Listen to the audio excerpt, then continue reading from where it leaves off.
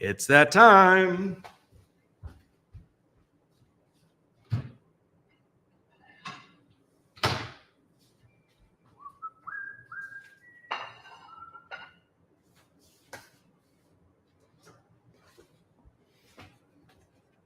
We are going to make supper tonight. This is going to go smooth. Smooth sailing, not like last time. I've already got the rice basically almost fully cooked. The oven is preheated. And we are ready to rock and roll. So here's what we're going to make tonight. Does that look correct to you? Korean style veggie lettuce cups, except not veggie. We have chicken. So lettuce cups. Annie's not even here to enjoy them with me. She's visiting Wyatt down in Missouri. So this is going to be good. Now, last time, I had a little fiasco with salt. Also pouring the wrong stuff in I thought was dressing, but it wasn't dressing. And then I don't know if you noticed it, but the farro, that grain, like half of it spilled out in the sink, but I just didn't say anything to you guys. So tonight we're going to cook again. All right. For those of you that have a big Saturday night coming up, good for you. For those of us that don't, cheers. If you're in Bismarck, by the way, you should check out Luft because it's a Mardi Gras party. There's hurricanes and some other stuff, beads, whatever. So if you're in Bismarck, Mandan, go to Luft. All right. So tonight then, while we're cooking our lettuce wraps, lettuce cups, we can talk about things. As always, I encourage you to ask questions, make comments. I'll talk about whatever you'd like. Some topics I think would work out. Number one, of course, well, as always, property tax, the property tax measure, where we're at on it, questions you have on it, things you've been hearing. And then my campaign for Congress. We can talk about that. Related with that would be, like what we're doing. I just was in Carrington and Minot today. There are things related to current events. What do I think about Ukraine and Israel and funding and the border? I mean, there's so much to talk about. We can talk about for those of you that heard some of the interviews I've been on recently, there was a lot of feedback from one in particular. Related to that, we can talk about CO2 pipelines, the whole CO2 net neutral scam that's being perpetrated on North Dakotans and all Americans. We can talk about the candidates for House. There's myself, another Republican, and a Democrat, and reportedly another Republican who I've been predicting now for a month, or well, whatever it is, several weeks to get in the race. So we can talk about any of those things. You just let me know. And also, if there's something where I'm not coming across well enough audibly, or if there's any other problems, you let me know. I'm going to check the rice. I started early. This is going to be a fast night, I think.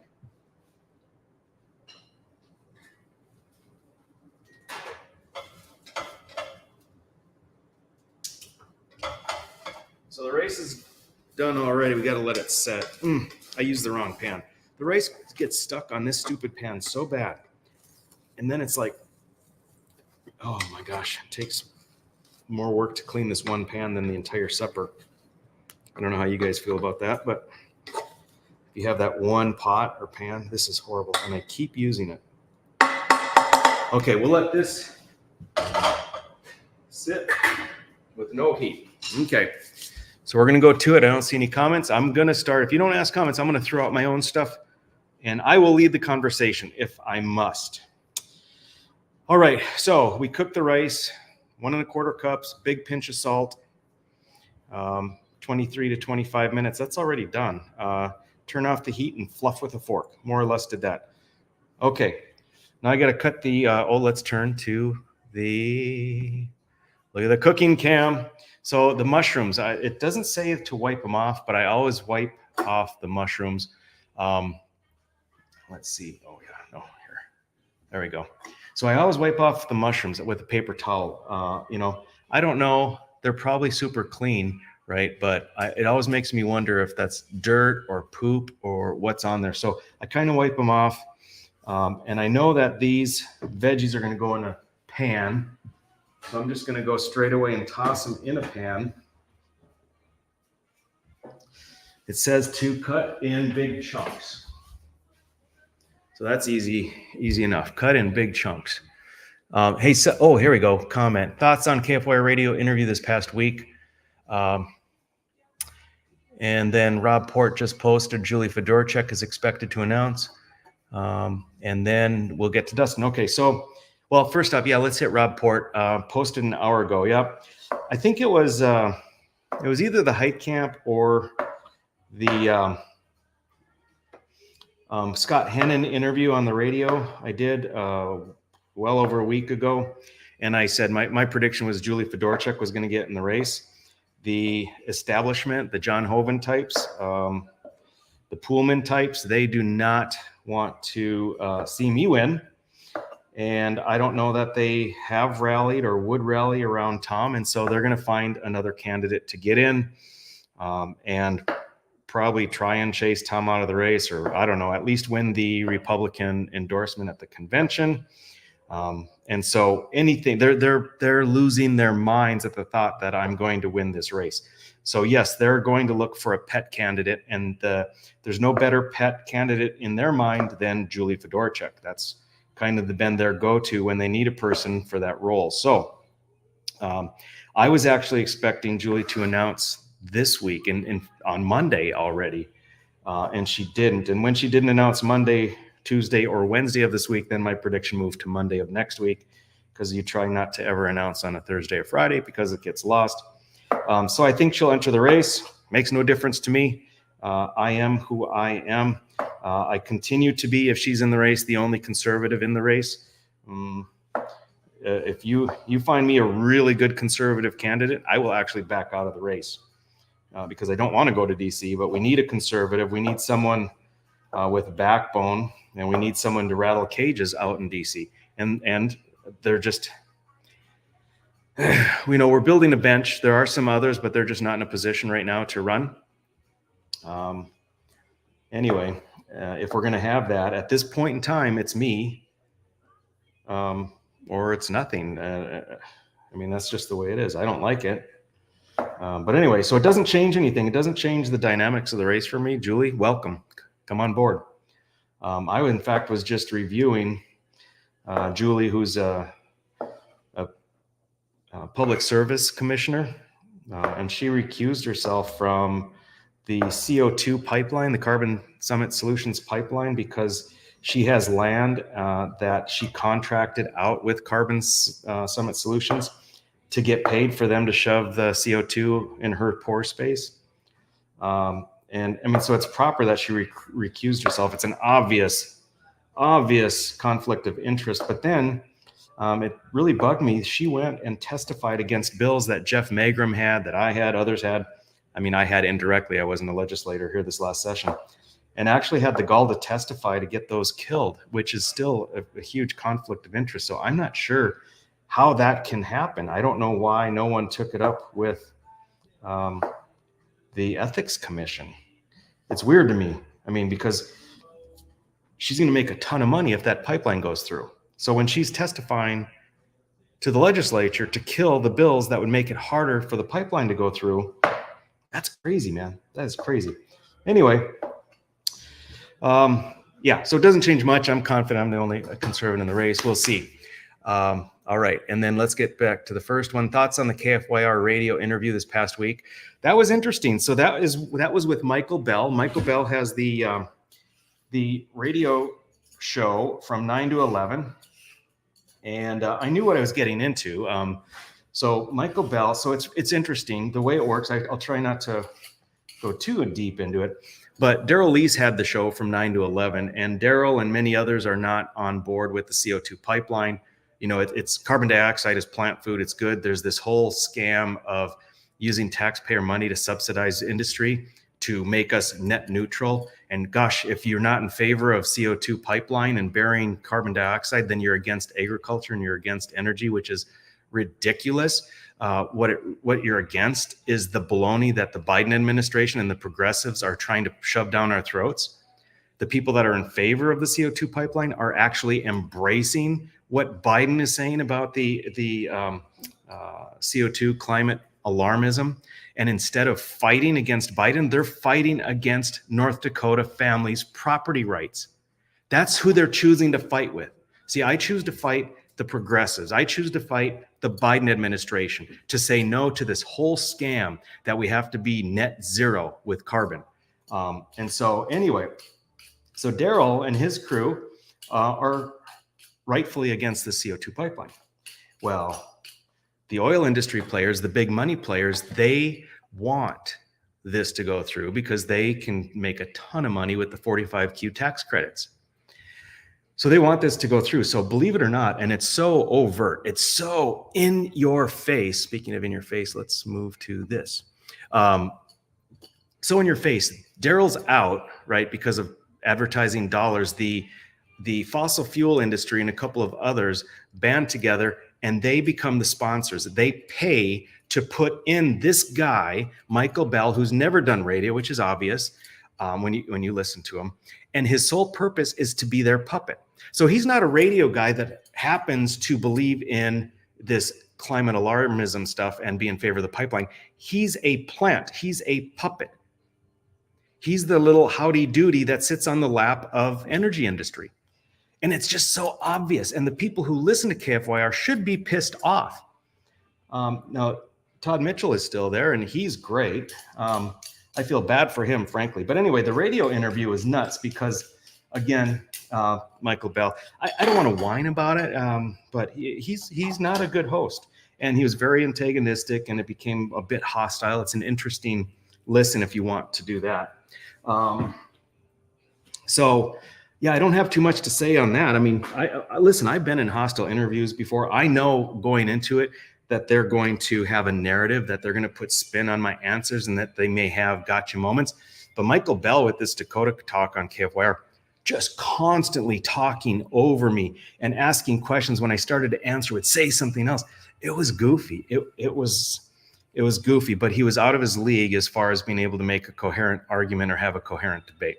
So I don't have too much more on that. Oh, well, I do actually, because he is married to Jessica Bell, who used to be Jessica Unruh. She's a state legislator, and she's the darling of Kelly Armstrong. I like Kelly a lot.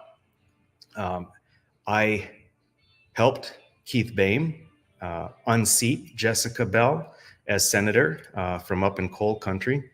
And so, that's an issue. But I think Jessica's going to be the next lieutenant governor. I think Kelly's going to win, and he's going to pick Jessica. Jessica is his little protege.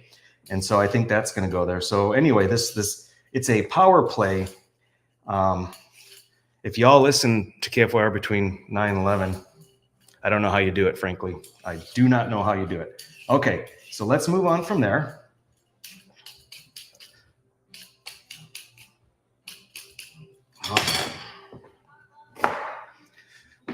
This is one of those nights, I think I'm being too talkative. I'm going to hit the next question here, though. Got to get these carrots quartered lengthwise, it said. Well, that's it.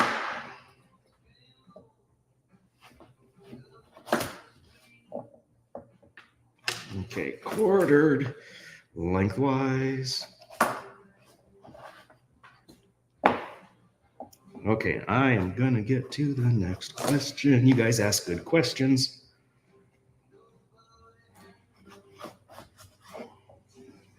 I have a question for you. What percentage of national level campaign advisors would tell me as a candidate to not do this because it's a little too ridiculous? Do you think it's a lot? Do you think it's a little?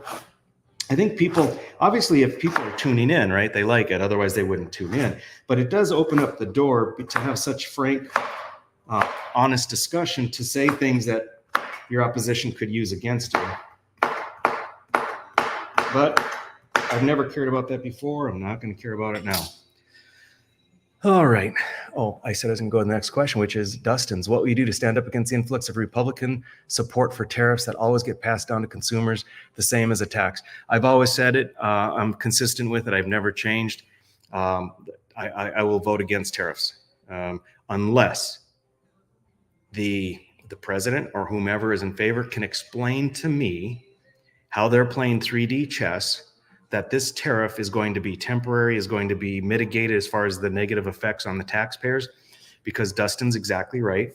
Tariffs are effectively taxes that you put on goods that another company is shipping, exporting to the United States.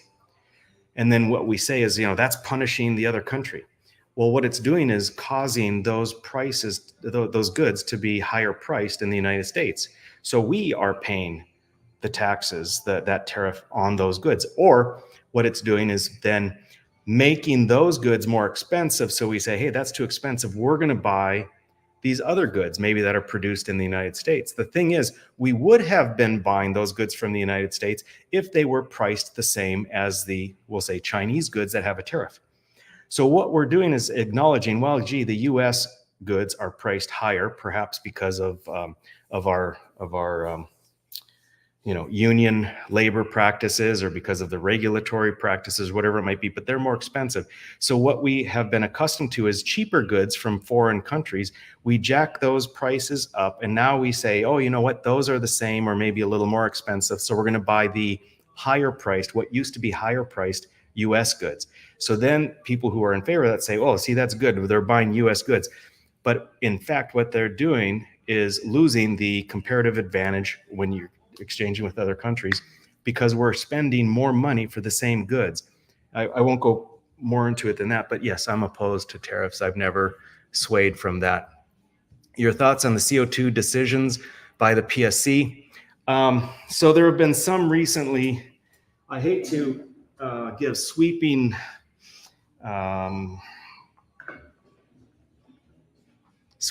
opinions on them, because I haven't read literally the opinions. I know that they have opined and given rulings to say that they will not defer to local, meaning county and township decisions as far as citing things, as far as easements, stuff like that. I'm mixed on that. Here's why I'm mixed. Number one, I agree with the PSC that it would be very hard to put any kind of pipeline in or highway in or something like that if every single township or county would change it, and it differs all the time. Here's what's dramatically different about the CO2 pipeline. The CO2 pipeline is not something that is for the public good. Like you can say a highway is for the public good.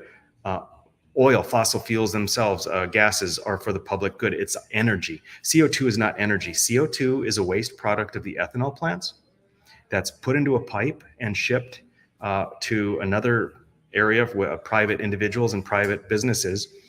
And all along that whole way, from the producers of the ethanol to the transporters of the ethanol to the recipients of the ethanol, everyone's getting paid.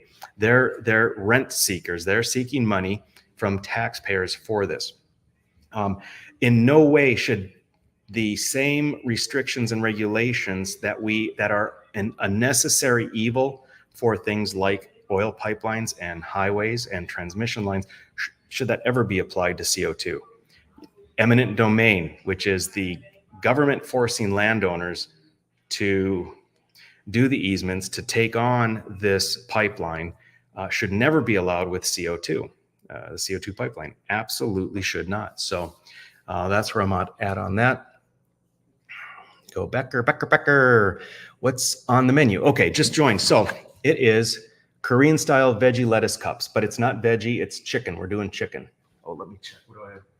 I don't have anything going. I'm just talking. I've got veggies. I'm going to start here. And so, yeah, it's just me tonight. So I'm going to eat a lot.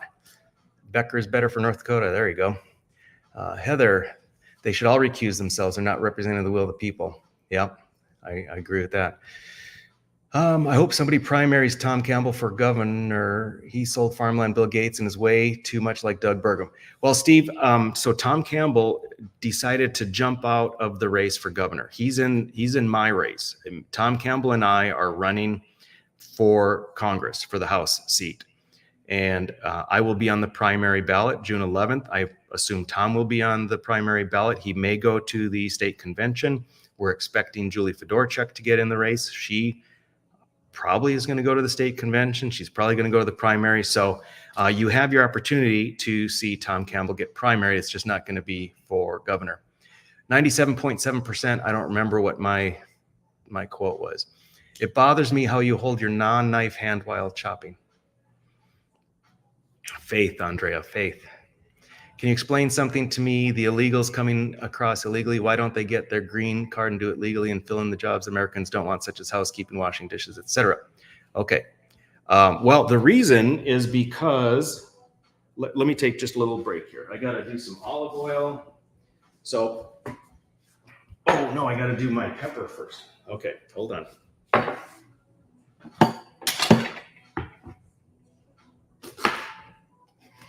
Get the ribs out. You guys like poblanos? I love poblanos. Then I think it said to quarter it.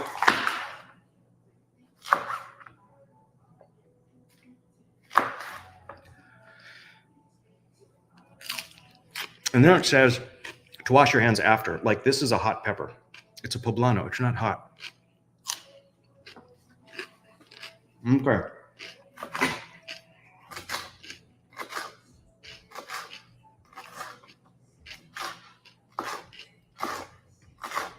Andre, is this bothering you? Can you see? I don't know.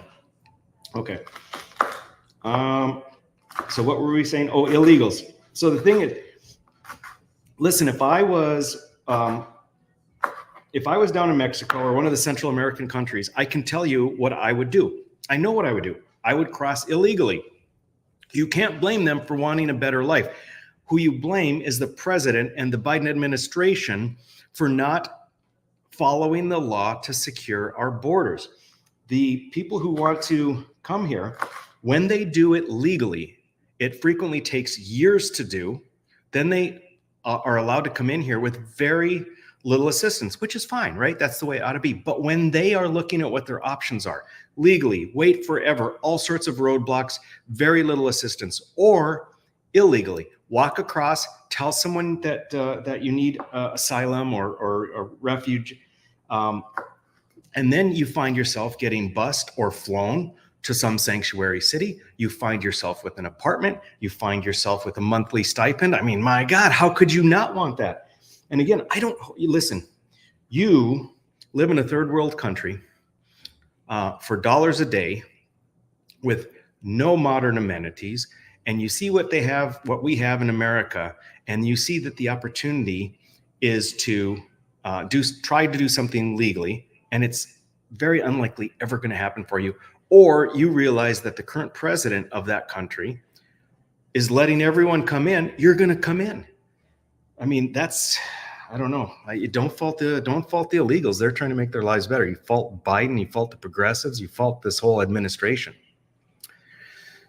How to make a campaign contribution with an explicit quid pro quo expectation of a discount on lipo without raising the eyebrows.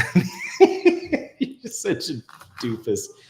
Well, I'll tell you, you can make a donation by going to rickbecker2024.com, rickbecker2024.com.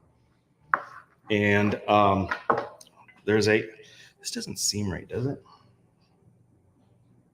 I'm going to chop these in half. There's a donation page there. It's very easy. You can do it.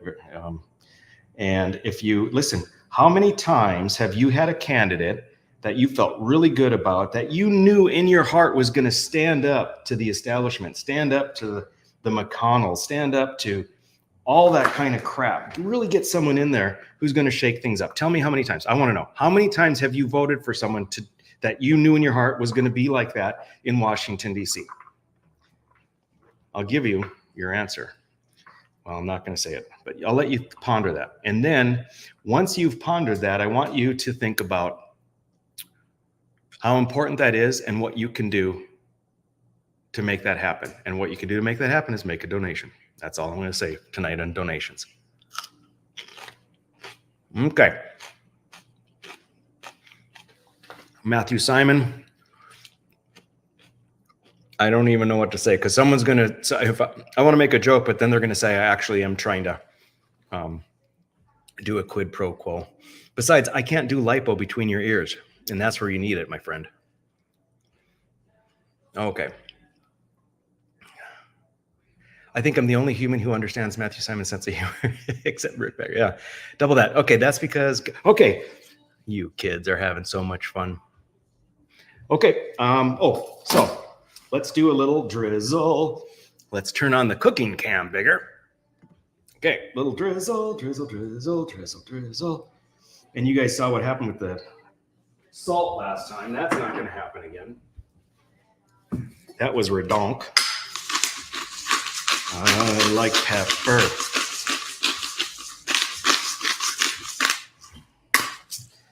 And then this, every time I do it, I bitch about Himalayan salt. And it's because I don't understand it. Why Himalayan salt? Why can't it be any other salt? Does it taste different? I don't think so.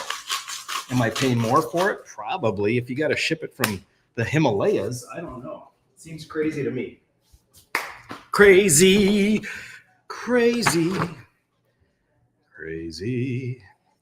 All right. Let's roast these babies. Oh, toss to coat. I don't want to get my hands all oily.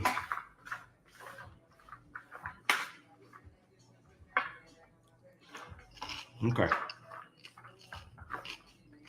That's a lot of food. I'm going to have leftovers, that's for sure. Okay. It's not actually from the Himalayas. Why do they call it Himalayan sea salt? I want to know. Need battery grinders. Oh, I got battery grinders right here. But these aren't battery grinders. Huh. That was probably a few years ago that I had battery grinders. Oh, let's cook the chicken. I'm going to heat up that olive oil. Heating up the olive oil for my chicken. Chicken, just like the rhinos that vote for continuing resolutions. Chicken. They're scared to shut down the federal government. Okay, we're gonna cook that chicken, and then so it's not from the Himalayas. They just say it's from the Himalayas.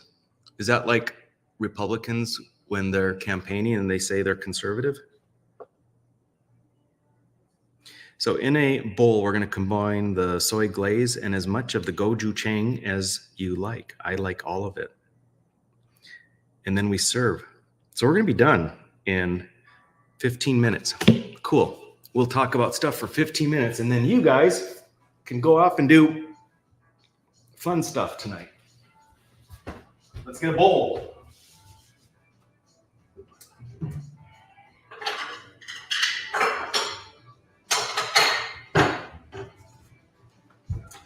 My mise en place is not up to par. So soy glaze, gochujang. I like to say, just like labna. You guys seen when I make labna? I like to say that word, gochujang. Soy glaze. How's that look? Yummy. Let's go like this. Gochujang. It's not very much gochujang.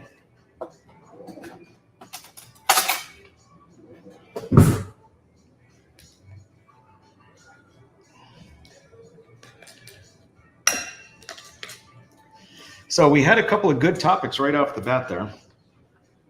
Ooh, let's get the chicken on.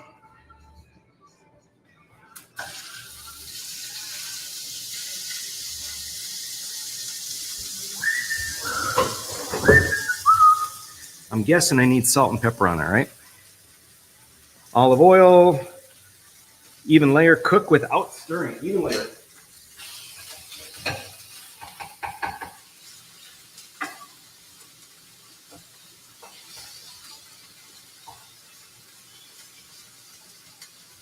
Okay, it's a semi-even layer. Turn the heat down a little bit. All right. Salt and pepper. Himalayan salt.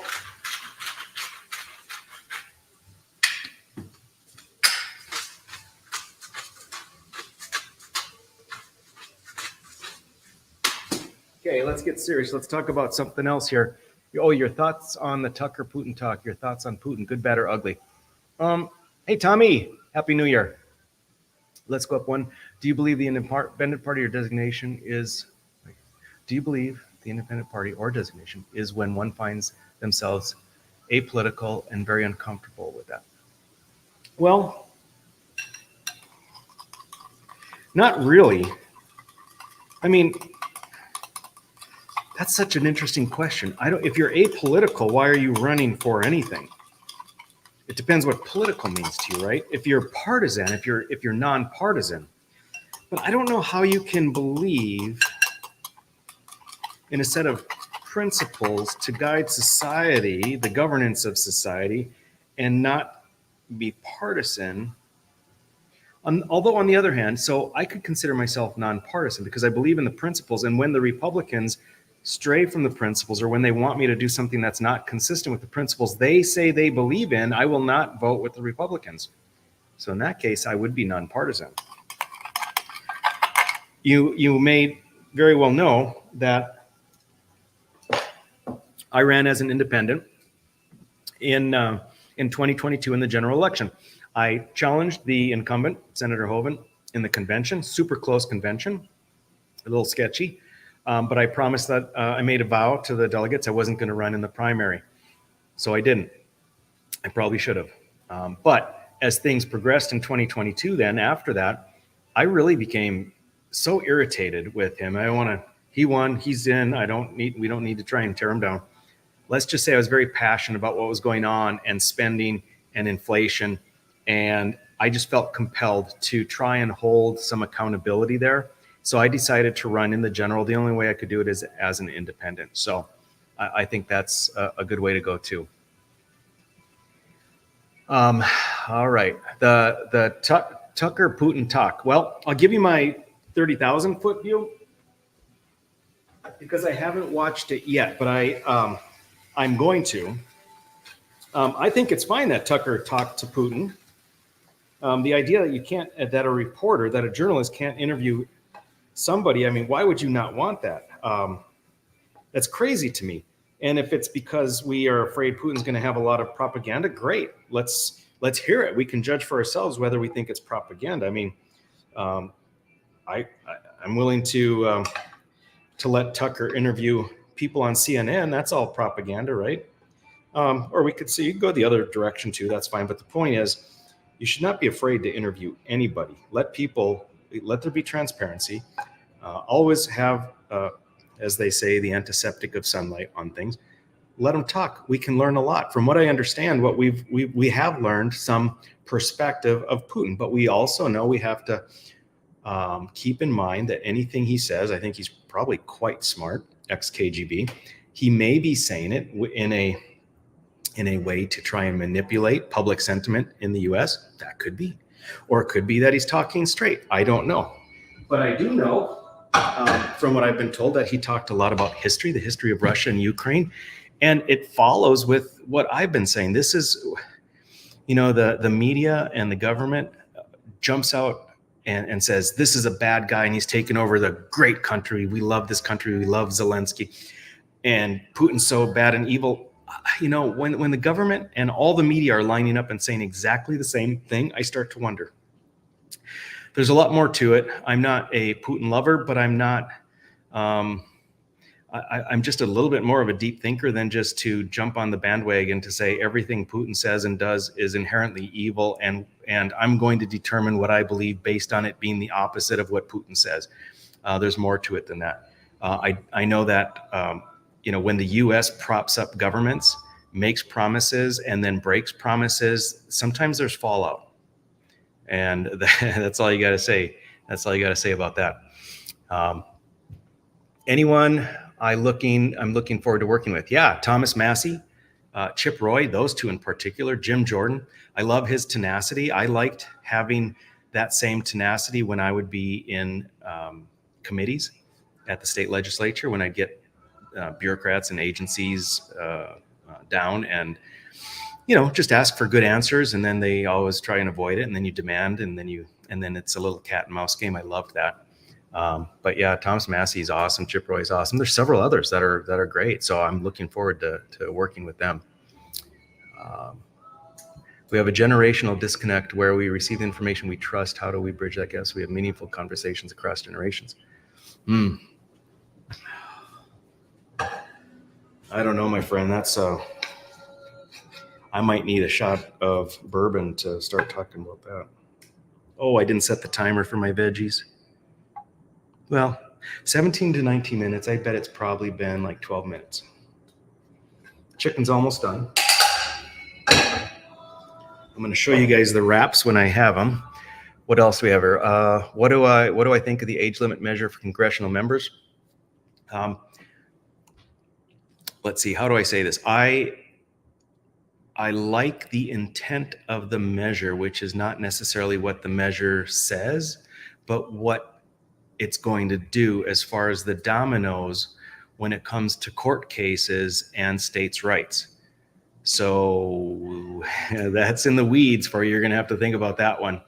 I don't know that we really need, in and of itself, an age limit. If people are going to vote for decrepit, senile people to represent them, I don't know that we can stop them. However, there is a different component. There is a longer play, right? It's checkers on the surface, but it's chess below the surface. And I love the chess aspect of that. All right. Thank you for your thoughts. Passionate, also want to do what's right, also in a manner of speaking, acceptable, respectful. Yeah, you're very welcome. History lesson, yep. Ukraine, Russia history, yep. Jason Eichkamp blocked me and others. Okay. Thomas Massey is stellar. Yes, he is. U.S. government and elected officials are taxpayers, world's biggest enemy, not Russia. Well, I'll tell you this, we are at risk much more from our elected officials who have spent us into oblivion than we are from Russia. And then next, I would say really on the scale of international politics, China is the next biggest risk to us. Start by discussing facts and data rather than personalities. Yep. What you cooking? Okay, here, Amanda, I'm cooking Korean style. It's chicken lettuce cups. Oop. That looks about done to me. I don't like my veggies mushy.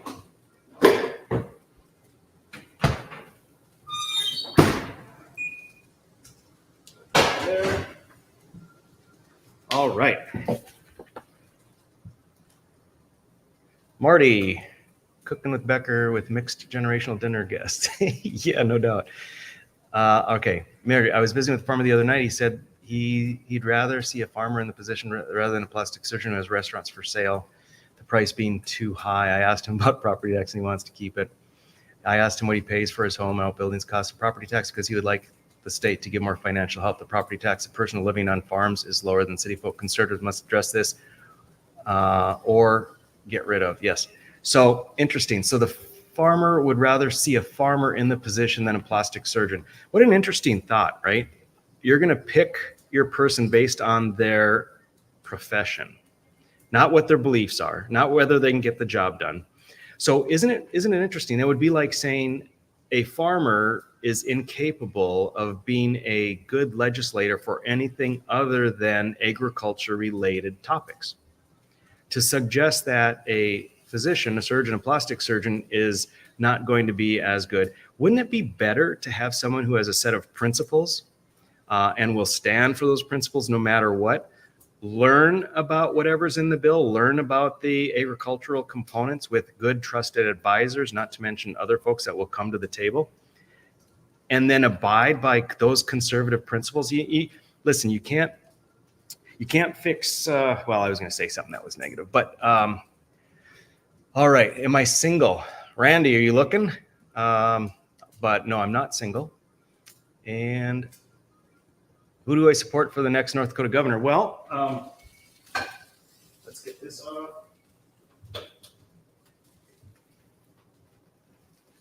So far, it's only Kelly Armstrong, right? And then I think the Democrat, who I don't even know, I don't care. It's a no-name filler. The Democrats need to put someone on, even if they're not a serious candidate. If Tammy Miller jumps in, then I'd be supporting Kelly Armstrong. I think Kelly will do a better job than Burgum, a better job than Dalrymple, and a better job than Hoeven. Do I think Kelly's perfect? I don't. He knows I don't. He doesn't think I'm perfect. That's cool. We can still get along. But he'll do a fine job. North Dakota's going to be fine. So that's that for governor. Okay.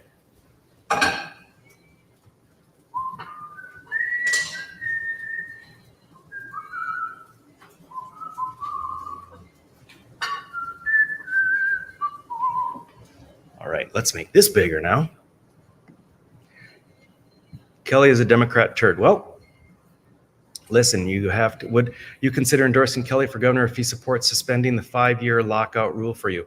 I wouldn't consider endorsing or not endorsing anybody based on that. It doesn't bother me. I think it's a terrible rule, the 6-year lockout. It's 5 more years is what you're saying. I think it's a bad rule. It's not good for the party. It's not good for the delegates that go to the convention. But I knew what the rule was. As bad as it was, I knew what the rule was when I made the decision to run for independent. It's okay. I accept it. But they should change it if they're smart. I'm not saying they should change it now, but they should change it when they can. It's just crappy. All right. Let's see here. Well, let's load up. Let's load up. Okay. So it says,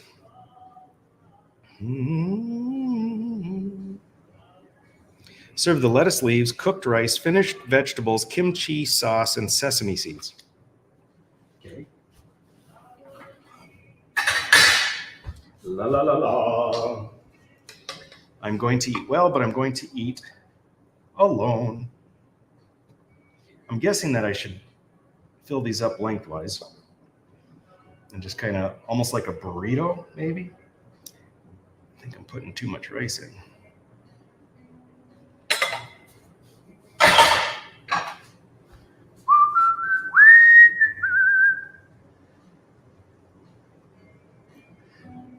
I should have hand chosen leaves that were much better for this, but that's okay. Let's do 3 pieces per leaf.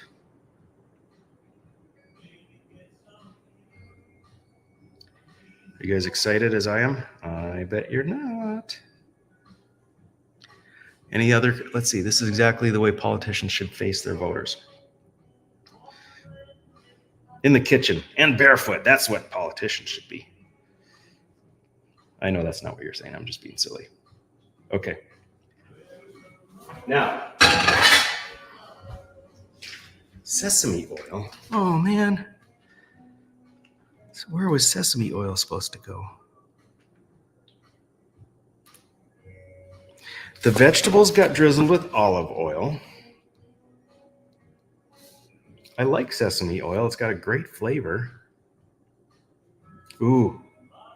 Oh. Hey, we're good. We're good. Okay, so I'm going to put the veggies.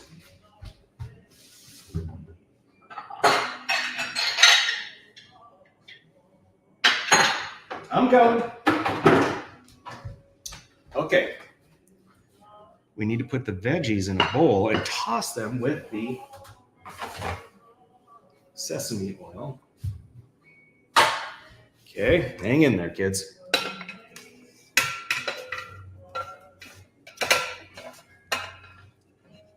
I will clean up the mess later. Daddy hungry.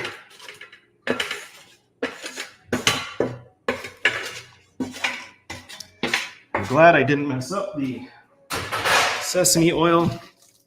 Here we go. Bing. Sesame oil.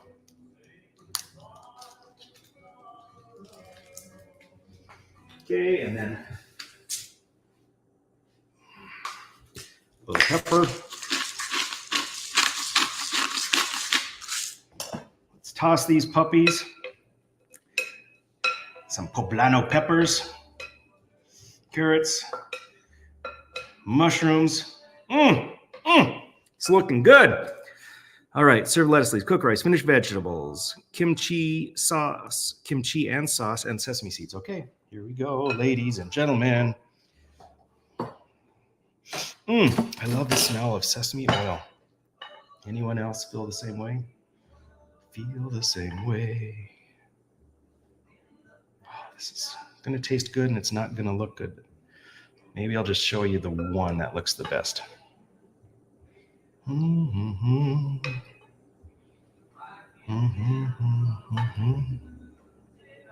you guys hear the music? I love this song. Hey, Gordy. Gordy's a property tax hero. Okay. Now, kimchi sauce.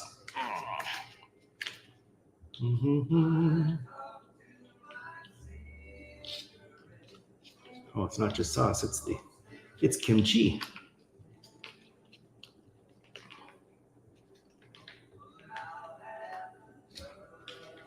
Okay. We are 99.9% done. Let's get a little gochujang soy sauce. That's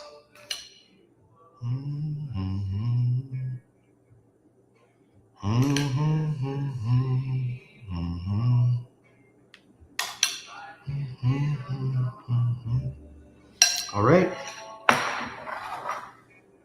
Oh, sesame seeds. Surprised I wasn't supposed to toast those.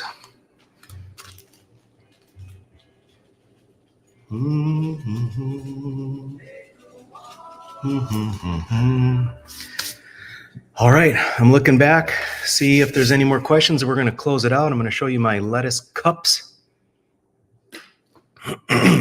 Appreciate how you helped Bell look like the unprofessional immature nincompoop that he is when he has to listen to anyone with opposing opinions. Yeah, kimchi spicy hot. Yep. Oswald did defect to the USSR, then came back, so they probably know as much as anyone. Oh, in the state, if the state got rid of property taxes, in what ways would it hurt our state? It wouldn't hurt our state. Here's what it would hurt. It would hurt the ability of the state legislature to do a lot of projects where they give away money to private businesses. It would hurt the ability of the state legislature to spend on all sorts of things that aren't necessary. So that doesn't hurt the state. It helps the state because that money, instead of being wasted, is going to go in your pocket. You're going to spend the money in the state, and that's going to increase sales tax revenue, not to mention just drive the economy on its own. Not having a property tax will also be a huge incentive to young families who are looking for a good place to move. They will come to North Dakota. We will also be the #1 place for businesses who are fed up with being in a high tax state and are looking for a good place to go with the best possible tax and regulatory climate. They're going to pick North Dakota #1. So we're going to drive more businesses, more families to North Dakota. That's going to drive our economy. There is no bad, unless you're a big spender, unless you make your money by sucking off the teat of state government. This is a win-win-win-win-win-win-win-win-win. All right. And then I thought I saw one more. They couldn't give it to NGOs. You're making me want to resubscribe to Mealbox Kits. I know, these guys should be giving me kits for free, don't you think? He needs information to support that decision. Small rural towns worry about where their town's money will come from. Okay, keep in mind, for the small towns, where is their money coming from now? It's coming from property taxes. The cities and counties and townships are taxing them by raising property taxes.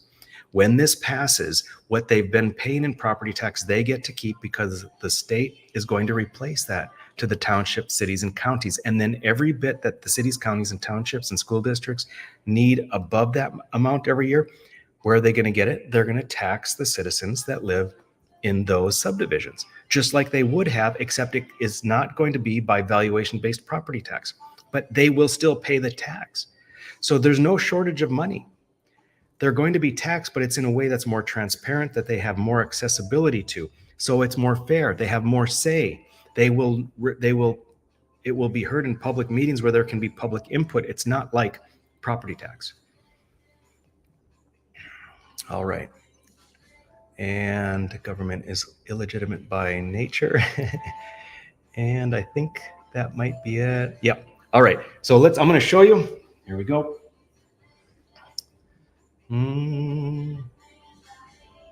Wow. There we go. So there it is, folks. There's my lettuce cups. I hope they taste better than they look. I think they will. Zoom cam. Okay. Good.